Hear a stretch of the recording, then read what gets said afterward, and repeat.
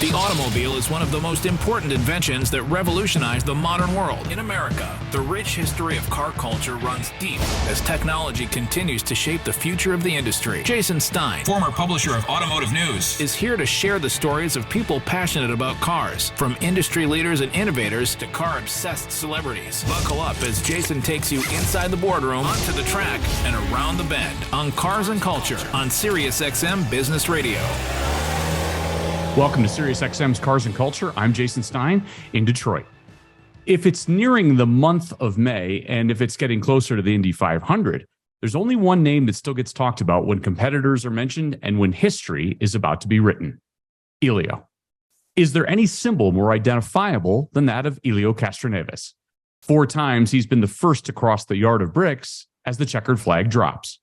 4 times in an illustrious career that started on the karting tracks of his native Sao Paulo at age 10 and continues to this day on the track at Indianapolis.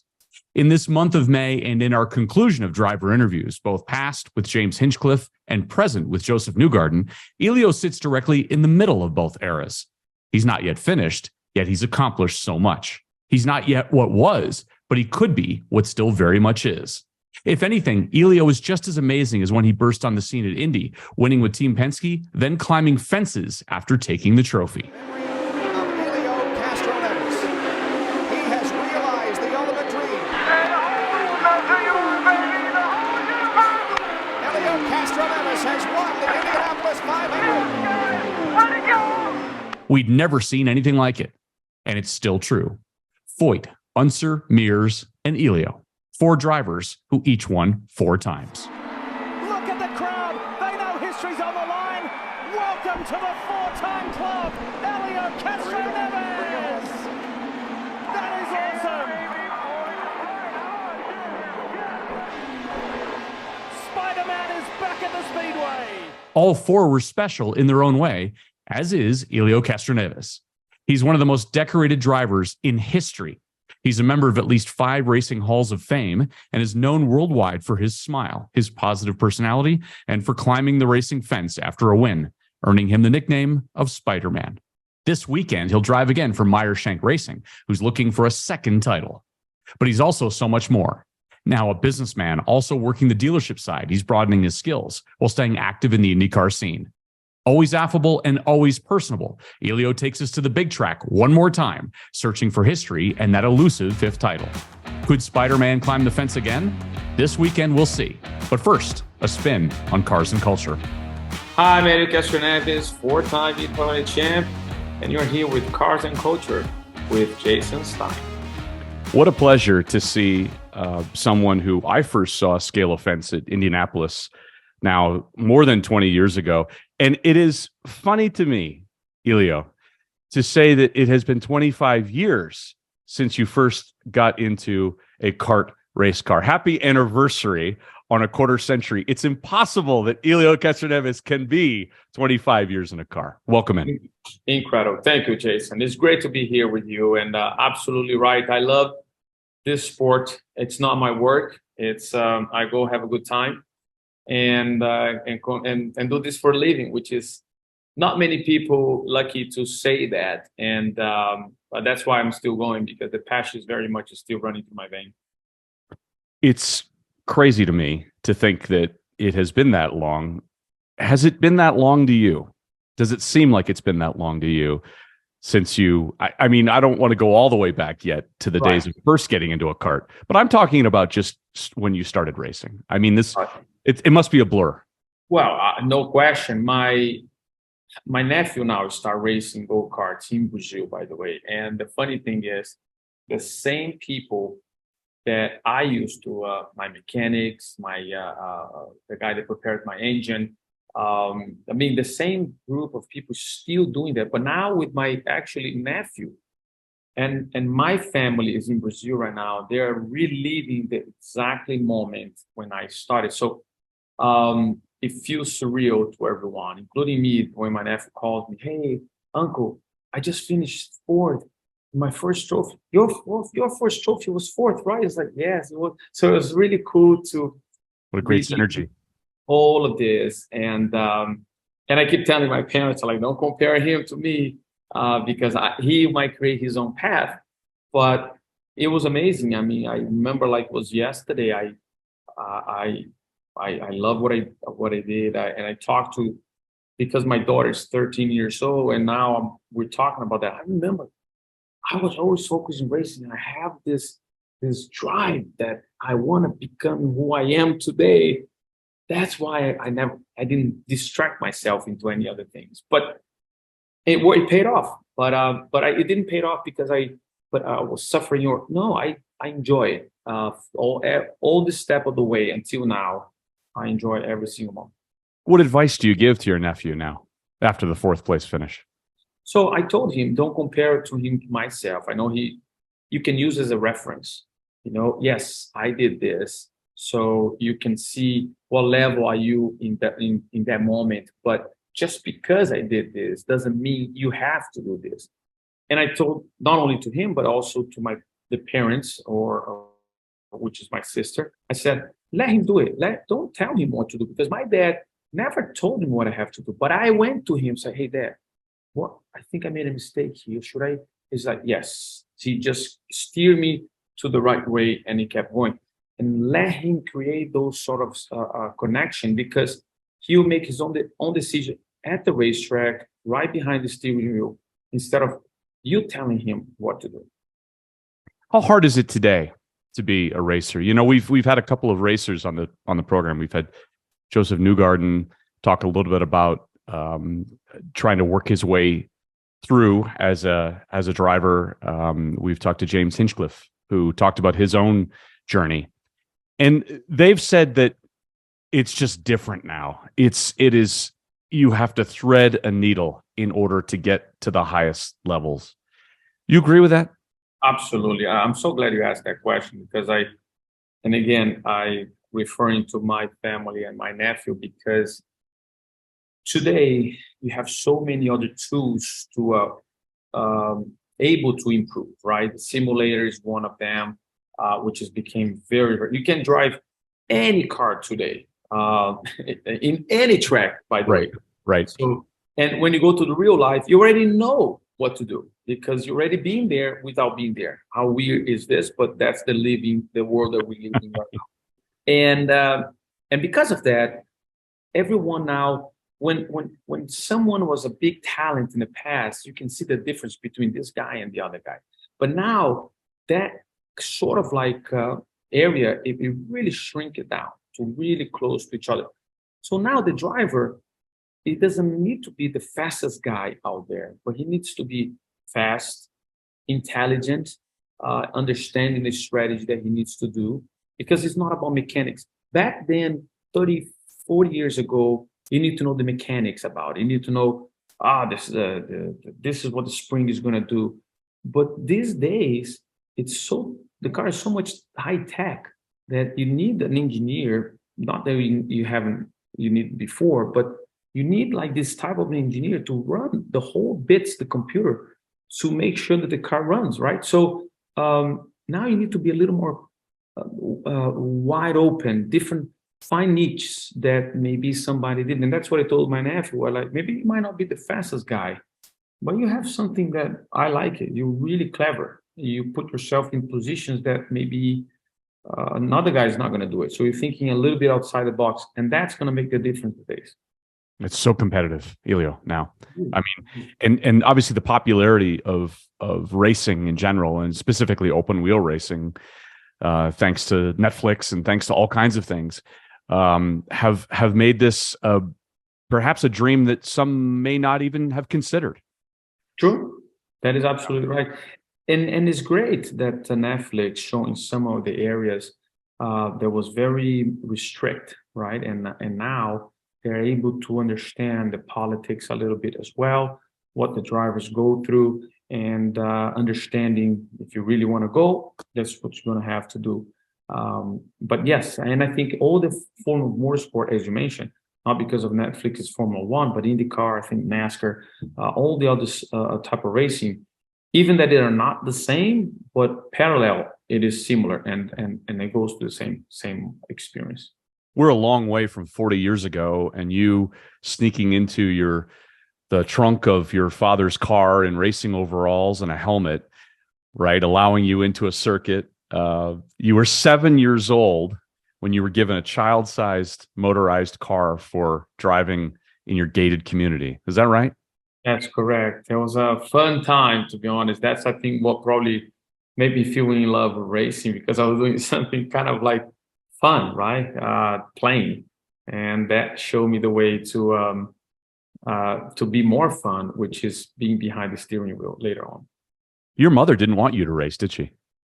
Yeah, she was a little concerned. She was worried about the danger of the sport, which I have to say was really good, because she could put me in different types of sports, like soccer, swimming, even handball. I was actually playing, volleyball and Judo, tennis. judo. Yeah, I did everything, but it was good because I actually tried all sort of other sports, and I quite did not like. Not that I did not like it. I mean, I liked it at the beginning, but then I was like, this is not for me.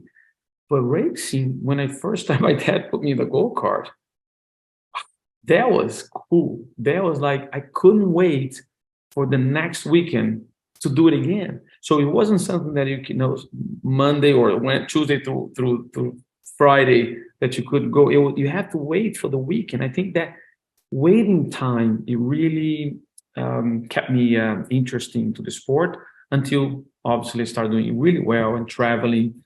And wow, that was still like today. Your father sold everything. He sold his Rio de Janeiro property to finance your karting team, right? He built his world around your passion. And speaking of today versus yesterday, I mean, this was the path, right? You kind of sold it all. You hoped for sponsorships, and you got as much experience on that karting course as you possibly could. Wow, you are digging some great stuff, my friend. You're absolutely right. I forgot about that. My dad has a lot in Rio, and my dad did an amazing job. He left São Paulo, went to Ribeirão Preto, which is the 150 miles from São Paulo, north from São Paulo, and he built this sort of like construction,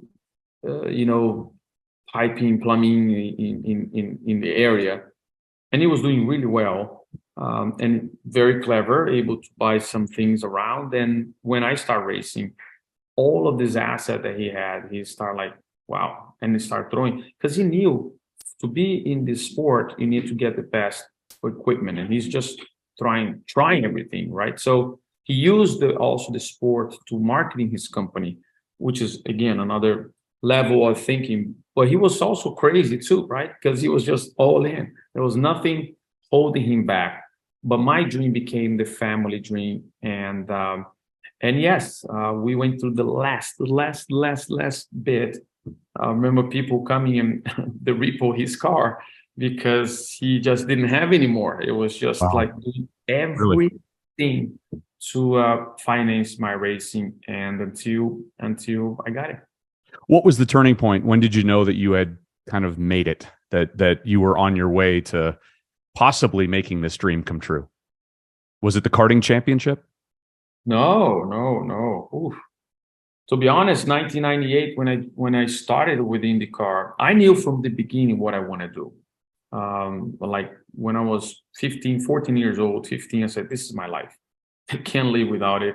I remember I have this small carburetor, go-kart carburetor, that whatever I was going, I put right beside me, and I keep like playing with the needles to trying to set up the engine, and so I was keep playing around. But I knew what I want. However, we just did not think it's going to go through until I have a contract for 3 years in a row, because every year was always 1 year. So I knew that in the end of the year I'm going to be like continue or go home. But until I got with Penske, it took me a long time to actually know this is going to be forever. And at that point, and speaking of Penske, and around that time, you achieve what would be the first of 4 Indy 500 titles. Take me back to 2001. What did 01 mean to you? I mentioned that I saw you climb the fence. I was there that day, and very inspirational, very emotional time for you. But it had to have been the absolute culmination of everything that we just talked about. The selling of everything at home to make it work. The idol who you had, Ayrton Senna, getting to the level where you had global recognition. What did '01 mean to you? What does it still live within you? Or how does it still live within you? Oh yeah, it is. The first one you never ever forget. I remember I did everything back then. We didn't have Google or YouTube, any sort of like other ways for you to do some sort of research. I never won in an oval before. That was my first time going to another oval and trying to do something in 500 miles to understand what I need to position myself to it. And I did a little research. Spoke with Al Lancer, Senior, Bob Anser, Al Jr., even that we were competing against each other, but I was with him. And I have in my corner Rick Mears. So I was doing everything I can to understand what do I need to do to win a race. And Jason, I'm telling you, that was a key for me to understand, not knowing, because we didn't have simulators back then either. Right. I knew exactly where I need to be, to win. And I followed exactly the advice that they did. They told me. And incredible. I mean, I remember Rick Mears telling me, 50 laps to go. You got to be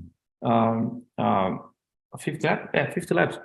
You got to be in the top 10 and you might be leading the race. And 50 laps was leading the race. I was like, and there was a rain. I remember it just rained. We stopped the race.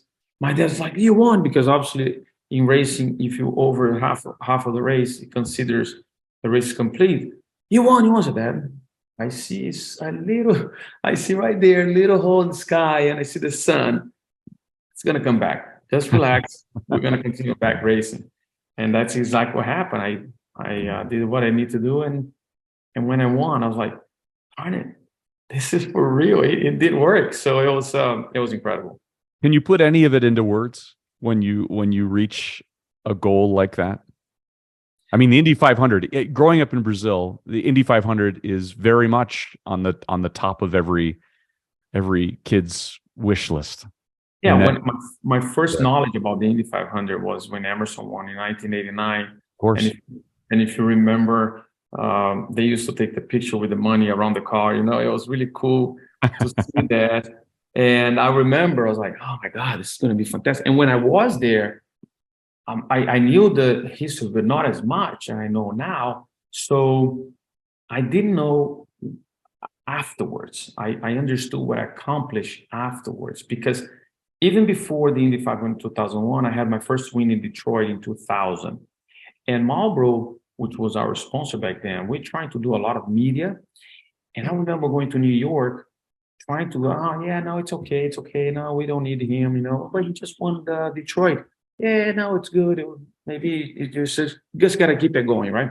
And after one Indy 500, all those magazines and other media ways, oh no, we want to have him. Yeah, absolutely. So it was like, the switch went.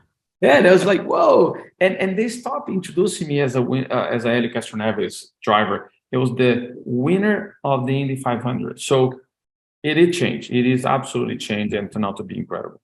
You probably did all of the talk shows, I'm sure. David Letterman. Yeah, no, it was great.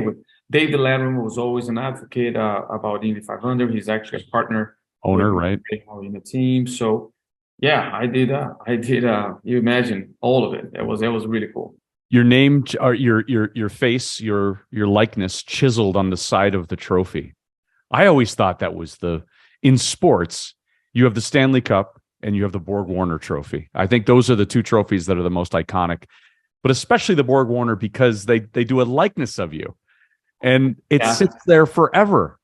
Take me back to that moment when you had to I know you pose for the likeness and then they produce the likeness and then you see it.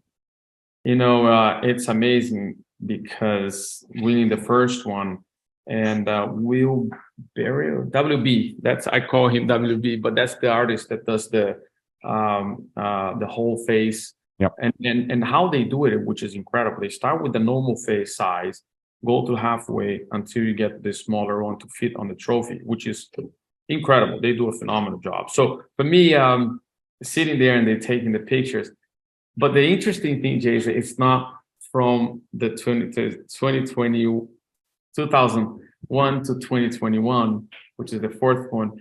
You see the hairline going back, you see the forehead growing. I was like, hey, wait a minute. I want to go back to my 01. Let's go back to picture. The way you had. It's like, whoa. But I said, are you sure, Will? Are you looking right? I don't know if you're getting older too. So it was actually really funny. You win in 01, you come back and you win it again in 02. How special was that? Yeah.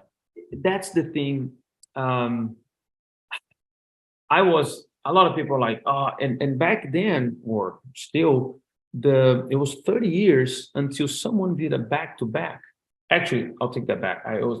Back-to-back was Alonso Sr. And I'm like, back then was different, There was a lot of the mechanical issues for the 500. It was very difficult to finish the race. So there was a lot going on. If you have a good car, you're for sure gonna win. But now the competition is really hard.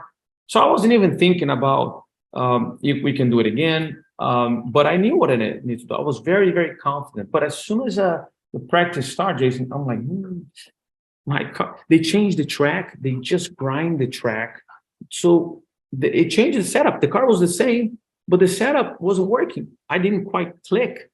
And I was during the race. I was about to be a lap down.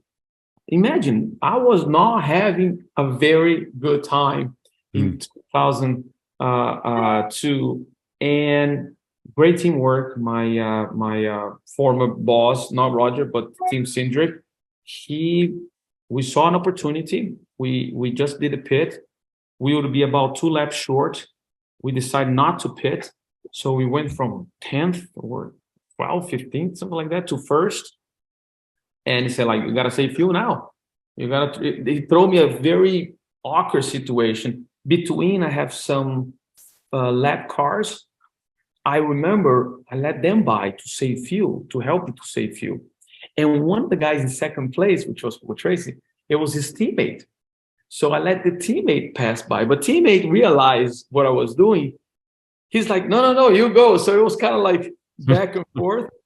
And incredible. 2 laps to go. A yellow flag happened. I remember the team, the strategy. Tim Cindric was like, you gotta finish, save fuel, because we finish with a glass of fuel in the car. But hey, it was a gamble. It was the only way for us to win. And it paid off. 7 years later, you win again. But I want to talk about the 09 to the 21, because it's one thing to certainly be active in the sport on a regular basis, and it's another to really come back and to post your 4th victory. And this one probably more special than all the rest. And I still remember your tears at the podium ceremony, and you're driving for Meyer Shank Racing. And I mean, what did you think of your chances of winning that day? Well, I always thought every time I go to a race, I know I have a chance.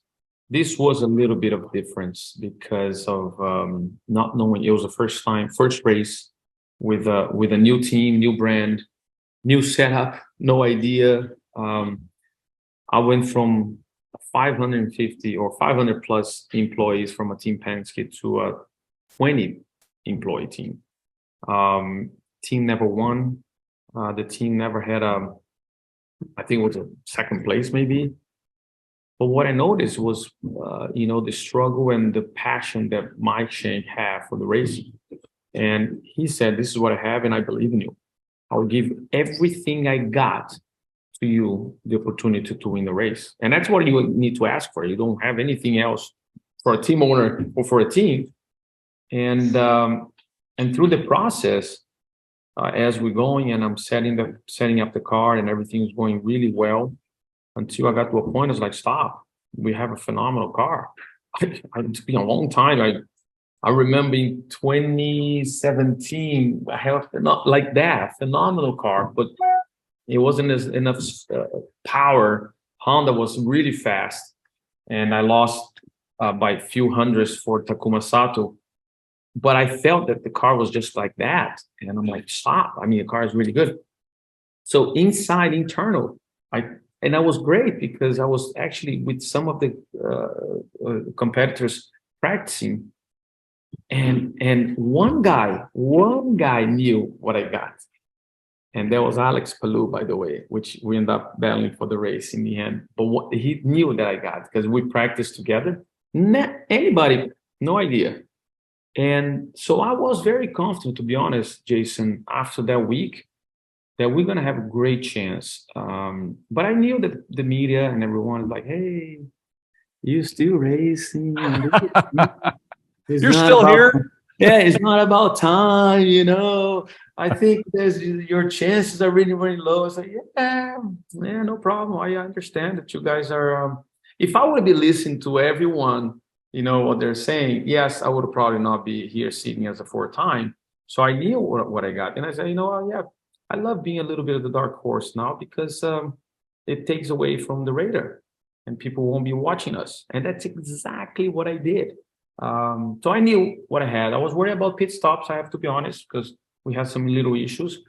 And Jason, to see all of this forming, you know, you kind of like mounting and putting together, and here we go, boom, the trophy.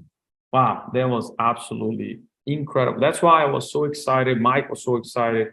The whole entire team was so excited, and the fans were so excited because it was history, right? And that's I believe it or not, I know it sounds cliche, everybody dreams, but I did dream a few years ago that I won. It was such a disappointment when I opened my eyes. I felt so real. There was just a dream, and crossing the finish line and doing the whole celebration, it was exactly the way I dreamed a few years ago. So wow, things do come true. No kidding. You've talked about how the third win in 2009 really brought balance to your life. What was it about 2009 that really brought balance back for you? Well, a lot of people might not know, but 2009, there was a very tough moment in my life, not career, but life. You know, I was going through something that completely outside of my control. When you come to a country, you hire the best people. You hire the people that understand about rules and what you need to do to follow the rules in outside racing, in the law, and the whole aspect. Unfortunately, we have some issues that we have to prove ourselves that they think what we're doing was something illegal. And you're talking about the IRS now. I was accused by the governor of the United States that I was tax evade and doing some very interesting part that if you talk to me about race setup, yeah, we can go a long way. Talking about legal, now I understand a little bit more, but I learned a lot about those years. But back then I was just a 23-year-old kid, 24-year-old kid, just trying to be happy that I was driving. I didn't have to pack my bag at the end of the year. And thank God with the system, I'm still very, very blessed to be able to trust in a system that works, that we're ready to prove ourselves. But the reason I'm saying that is because I didn't know what's going to happen to me in 2009. I don't know if I would be racing anymore. And when everything was over, it was April, basically, a month later, I was not only being the fastest car in the Indy 500, or got the pole position, got the pit stop competition, and won the race. So it was like, it was definitely, you know, I even remember the team. I said, thank you for believing me, to stick with me and give my life back, because they very much have the authority to just say, like, thank you, we're not part of this, goodbye. But RP and the Marlboro family and everyone was so supportive, and they knew obviously who I was, who I am, and that's why it was so incredible. So for me, winning that race that day, Jason, I remember going from victory, from the climbing the fence to the victory circle. They put me in the car, and I remember the little movie going through my mind when I was crying and kind of like emotion from my dad selling everything. From that moment that I was there, my family was right there supporting me, and going to the victory circle. That was just incredible. They're all different. They're all unique, and they're all special in their own way, aren't they? All four of them. Oh, absolutely. Everyone has They all have their own story to them, Hélio. True. And it's crazy because you're probably going to ask, which one's your favorite? No, I'm not going to ask that. I know. Okay. You're smart enough to do that, but some of them they ask, which one's your favorite? Right. I always say it's just like a kid. I only have one kid, so that is my favorite kid. But everyone, it's just like a kid. It was special, has your character and have your story, but they are so special. Wow, it's great. Already this year, your team's won. I mean, some may not know or have followed it, but the Rolex 24 at Daytona. That's true. How do wins in a row? That's right. How do wins like that feel now compared to when you first turned professional? I'm guessing there's a lot more gratification now. Oh, no question. Look, when I was with Team Penske, and I totally understand, you're hired to drive one race, one series, and just doing like that, unless there was opportunity. It was very hard for me to drive other cars, right? And when I joined the family in sports car in 2018 to 2020, it was actually a lot of fun, Jason. It was so cool, very competitive series, completely different because you're racing against your series and two other ones in the same race. You're kind of like here in Miami or I-95 trying to passing people, picket lines while you're racing, which is part of the sport. And it was very cool. So I never had the chance to go and do other series until late in my career. And Mike finally gave me an opportunity to say, you want to drive? I say, I know these cars now. I know how to do it. It would be a silly of any other team not to put me in this car because I know exactly what needs to be done. And that's exactly what we did. We won 2 in a row. Incredible race, tough because it's very competitive, particularly this year because we went from DPI, which is the type of cars, which now we call GTP, which it's absolutely something technology like Formula One. They have this amazing hybrid. Everything is computer. Takes 1 hour to turn on the car, which is crazy. But it was incredible. Everybody thought, and everyone did, by the way. It's not only us, but there was a new series, and incredible. We were able to win a race, thinking it's going to break 1 point because nobody had the experience, and it didn't. So it was amazing. How do you characterize the state of IndyCar and maybe racing in general today? What's your analysis of where it is now versus 25 years ago? Well, remember 25 years ago, we have the split, right?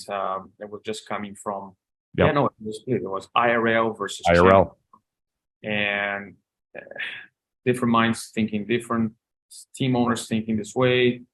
Indianapolis, which is the biggest race, thinking another. They become coming to design their own series. These guys want to keep doing what we're doing until slowly in 2022. Some of the teams start coming over until finally the merge in 2002, and then 2008 the merge came about. Because of that longitude, because of that time so long, we lost a lot of interest. We lost a lot of potential, and it's taking a little longer. Now, I feel we're not here. We're like ready to launch. And Roger now owns the series, which is great because he is being a team owner now. He's a promoter and also a series owner. There was so much. Unfortunately, in 2020, we had the pandemic, so everything shut down. It was so much that we have to do. So now the series is just about to take off again and going fast because the Netflix, as we talk about, it's helping everyone to understand. So all the races, Jason, it's like crazy. And I tell the series, like, we gotta separate a little bit because people are coming over, touching the car, like, hey, well, hold on, this is our race car. But it's been absolutely incredible. Competitive in terms of competition. You can't ask for 5, 7 cars on the same 10. So that's crazy. I don't see any other series like that. So really, really big. And yeah, we have some bumps, on the way that we got to go through. But I'm willing to do everything I can to help, because I know this is going to be the next year in America, this series to be. And a lot of really talented, interesting personalities too. A lot of it is another golden age of IndyCar, I believe, isn't it? And Jason, so that people understand, we also have in our Driver to Survive series now. It's going right. CW. They are doing a phenomenal job. They already going to go for the third episode. It's fantastic. It's the same people that used to do the production for the Hard Knocks. Remember Hard Knocks on HBO? Of course, yeah. Same guys. So they're really into details, looking for the backstage of racing. Man, you got to take a look. It's going to be incredible. It's amazing when you think about the access that now the public has to racing. And for so long, and not just Formula One, obviously, but IndyCar as well, it was all kind of closed off, right? It was all in its own world. And now, well, not only racing, but golf or tennis, there's so many different avenues for the public to really appreciate what it is that you go through. What a revolution to peel back the curtain, if you will. Well, again, it's part of the trend, right? Today we have so much. You and I are connect, and our kids are connect with one single piece here to the world, right? They can see what's happening in the other side simultaneously right now in your phone. So because of the trend, everyone wants to see different things, right? And the reason you just mentioned about you can be in a place that normally you wouldn't be able to be, it shows how difficult any sport. Like Hard Knocks was great because it was something that we couldn't see behind the scenes. And now with the Netflix, now with the episode, you can actually anytime, let me watch that to see. So it's actually very smart the way they're going. And it's going to continue to evolve. It's going to continue to change. It's going to continue improving. But I feel us as a sport here in America, there was so much to grow and to look for it. And that's what I'm saying. Indy 500, I don't think people understand the magnitude of this place, because it's not only about how many people in the same day there, which is over 300,000 people, but it's about the history, right? It's about heritage. It's about part of the family. It's about part of your grandfather used to be here. Now the kids, it's here. So it's incredible. So I know I might be going away from the topic, but people, the TV doesn't do justice how incredible that place is. Yeah, no, I agree. Let's talk about you and your racing career in the future. So Tom Brady, LeBron James, Hélio Castroneves, great athletes excel toward the end of their careers. And you said about a year ago or so that age is just a number. You'll race as long as you're competitive. Mm-hmm. Have you decided how long you're going to be competitive? Wow. Well, you as long as you still have a great time and have fun, I mean, you'll be competitive, because I'm working as hard as anybody. Smart, by the way, because I'm not young as I used to be. My body doesn't recoup as fast as it used to be, unfortunately. We all know that when we wake up in the morning. But the passion is still there, and I want to keep going. But yes, I don't want to be just doing laps either, because first, the sports is still very dangerous, and it's a racing. It's tough, and it's not pleasant to be around. We started the season a little bit rough, I have to be honest. But Indy 500 it's something that it cannot be slow. It cannot be in a situation like that, and I feel that we're going to be in a great shape. We're going to turn around things by that. But when Tom Brady decided to retire, I was like, no, don't do that, man. Not that I spoke with him, but I was thinking, no, man, because now people are going to look, hey, he already retired. Like, no, no. But as you mentioned, LeBron James as well. I mean, he's still passionate about it. He enjoyed to be with this group and team and doing what he's doing, which is crazy. And especially for them, because they really, for us, we have to have the equipment. We're still able to do with the equipment. They know they have to do on their own, depending on the teams as well, but they still got to perform on their own. And but I feel that as long as I still have, Jason, this desire, I'm gonna keep it going. And I love to be involved in racing, no matter what it is, Jason. If it's co-owning a team, if it's consulting with the team, whatever is it, I love it. I love to be the weekend in the race, and hopefully I can translate this passion to future people that wants to be involved in the racing. You are involved in automotive in a different way. Tell the audience a little bit about your other venture, which does involve a Penske, but it's not a Roger Penske. True, that is true. Well, it's still Roger Penske because Roger is still partner. Roger was very kind in the middle of my career, able to offer a partnership in a dealership in New Holland, Pennsylvania. And me, Jeff Penske, and Roger are partners on that. And I tell you what, Jason, I thought the business was so easy to go in and just sell a car and like, thank you, see you next time. It's so competitive. The margins are so small than what Worse than an Indy 500, isn't it? I felt like, hey, wait a minute, what's going on here? I was going from racing to racing. It's at least I'm in control in my racing. Here I'm not. So really amazing. But one thing, and again, it's like racing. The whole community, even if you're competing with different people, they still great to interact. You know, like Jay Feldman, he's in all over the place as well. But we're able to still interact with each other and exchange information, right, to grow. Now I work with AutoNation, you know, which is a big, obviously huge company. It's funny because when Roger and I see him with his shirt, he's like, yeah, you shouldn't be going around us like that. That's the same thing with them. It's like, hey, you should be hanging out with Penske. But say, okay, I'm a friend with everyone, all right? Don't. I'm agnostic. I'm just Hélio right here. Exactly. Right.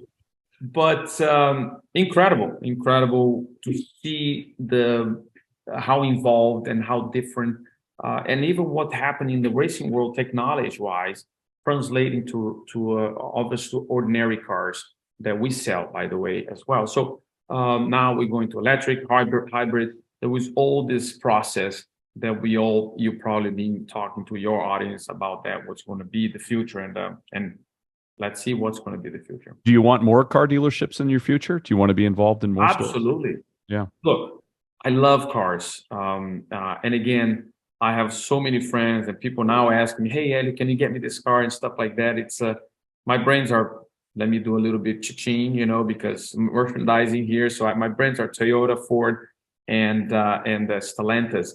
So, which is great, understanding. And we're in a local area that is more agriculture, right? So 80% that our dealership sells is more trucks. But as we all know, there is allocations that you got to deal with it sometimes. These days, actually, we don't have a car because it's actually it's being tough on everyone to get the cars. But I would love to. That's my goal, to continue growing as with partners, because it is a fascinating business. A couple of final things, Hélio. In December of 2004, after you were already a two-time Indy 500 winner, you had the chance to meet Pope John Paul II. Correct. What was that like? Well, Jason, I'm a Catholic, and my family Catholic. Obviously, we grew up in as I mentioned before, in a very small town in São Paulo, north of São Paulo. And when we had the opportunity to visit the Vatican, it was incredible. One of the priests that used to go to the race, unfortunately, he is no longer anymore. He used to do service before the race, and I used to go just before the race into the service, he asked if it's possible to go to the Vatican to sort of like a visit and express my experience in race as an athlete. What could I be? Even that I'm racing in a dangerous sport or tough, able to still practice my the spiritual side that I chose. And I say, yes, absolutely. I can tell them, but I don't know how am I going to tell all these people that they already believe and what a difference is going to make. So, no, you'll be fine. And for me, having the opportunity to walk in and see John Paul right there reading to us, wow, that was amazing. And I had a bunch of rosary statue, and I remember it was really cold by that time. And I was like, I asked the priest that was with me, can I take this and he can bless? I said, well, Hélio, you're not going to have enough time, but anything he looks, it's blessed. So I remember right as soon as I got in front of John Paul, I was like, open my jacket, with all this, like, all right, everything he looks. I was flashing John Paul with a bunch of rosaries, hanging out my neck. And but I was able to kiss his ring, and it was a special moment. And after a few months later, he passed. So it was incredible opportunity with me and have my family with me. That was just perfect. You've lived an incredible life. We can't let you go without asking you about your other title. This one was Dancing with the Stars. So we've gone from Pope John Paul II to Dancing with the Stars. But that must have been incredibly gratifying for you as well. And what a fun experience. Jason, was incredible. What a blast. Right. You had a great time doing it. My goal was just to go and I started going. I packed my bag for 15 days because I thought I will work as hard as I can to not be the first eliminated. I can't be the first eliminated because that's going to be in trouble. And all of a sudden, I end up staying 14 weeks. It was like a long. I was like days to 14 weeks. I was going, Jason. Imagine all these shows, ET, Entertainment, Access, Hollywood, all this gossip channels, which is fun. And I was going with those shows, and they were like, Mr. Castroneves, next time when you come back, can you have a different jacket? Because the last few weeks, you've been coming with the same jacket.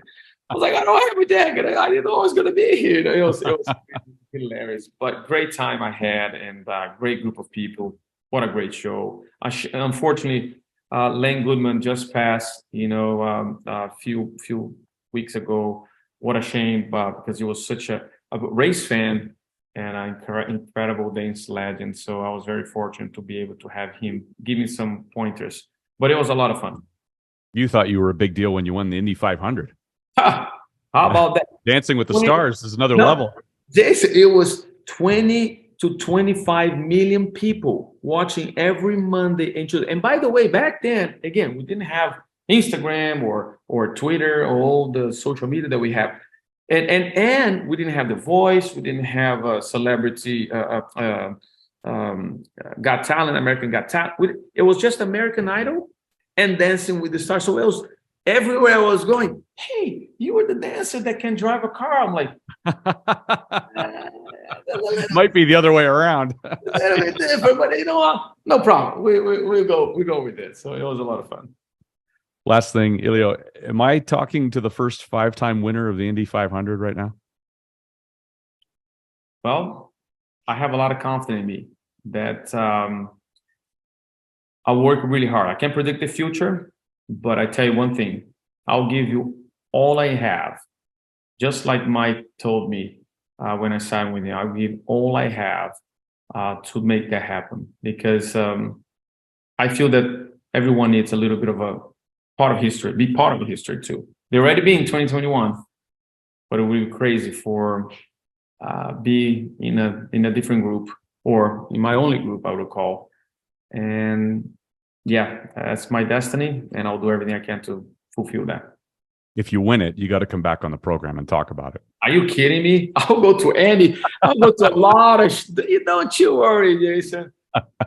25 years. He's a 4-time winner on the cusp of being a 5-time winner. We wish you all the best of luck driving for the SiriusXM car. Hélio Castroneves, thank you so much for being on Cars and Culture. Thanks for having me, Jason. Thanks again to my guest today, IndyCar champion and driver, Hélio Castroneves. And to see my interview with him, go to the Cars and Culture YouTube channel, like and subscribe to see more than 100 interviews. And thanks for listening to the show. You can follow us on LinkedIn and Facebook, as well as on Instagram at Cars and Culture SXM and on Twitter at Cars and Culture. I'm Jason Stein in Detroit. We'll see you down the road.